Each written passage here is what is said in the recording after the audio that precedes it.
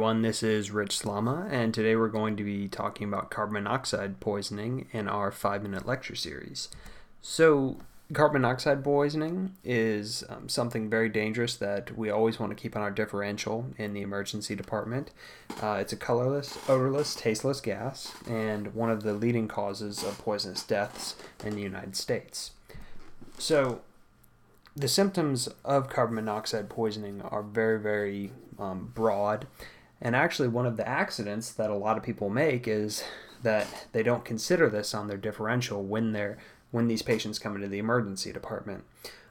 Sometimes patients can come in with symptoms of the flu, nausea, vomiting, general body aches, all those other types of things, but if you don't get a good history and physical on these patients, what you'll actually find is that, they've been living in a motorhome that has a propane tank out back, or they were, inside a building that had a motor running, or, something, or there could be a whole bunch of different things, that could throw you off. But just know that it's a very non-specific presentation. All of these potentially could happen. But on the serious end of things, these patients can have seizures, they can go into comas, and they can stop breathing. So it's very different, very difficult to diagnose. So carboxyhemoglobin, here on the left, just gives you a very good display. So here's the hemoglobin molecule, and on top of it here we have the carbon monoxide, which binds to hemoglobin with 250 times greater affinity than what oxygen does. And what that essentially translates to, if you were to look over here on the right, this is our normal oxygen dissociation curve. So nice S-shaped curve here. So go all the way up to 100 millimeters of oxygen, which is where we would expect roughly 100% oxygen saturation. Now if I were to, just for fun, replace this with carboxyhemoglobin and the millimeters of mercury of carbon monoxide in the air. So what this would translate to is that it would take 0.4 millimeters of mercury of carbon monoxide to fully saturate the binding sites of all of the hemoglobin in your body. So essentially, the curve of oxygen on the right would be compared to the curve of carboxyhemoglobin, which looks more like this.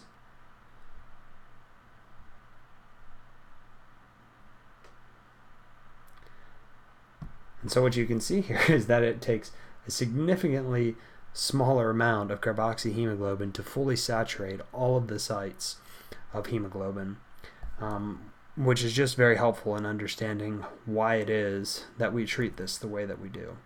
So in terms of how you diagnose these patients, again, symptoms are huge, but you do need to prove it one way or another. So your standard pulse oximetry is not going to work, and it can actually be normal.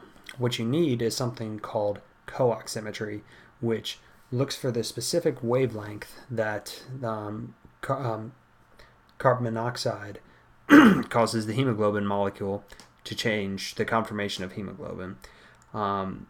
Secondarily, most blood gases in the past did not include this, but now a lot of blood gases will actually include a carbon monoxide level. And if they don't, then you want to ask for one specifically. If there are any other symptoms, you can obviously order other labs based on what the patient's presenting with. And then treatment-wise, the most important thing that you want to do for these patients is 100% non-rebreather oxygen. Non-rebreather, not nasal cannula, not really anything else, just non-rebreather. And then hyperbarics is the next step for patients who have severe symptoms. So that would include anybody with a carbon monoxide level greater than 25% on co-oximetry, pregnant patients with levels greater than 15% if they had loss of consciousness, or if they have any signs of end organ damage. All right. And then in terms of the disposition, you can think of it as patients who have mild to moderate symptoms who become asymptomatic after 4 to 6 hours. Those are the patients that can usually go home, as long as they have a safe place to go.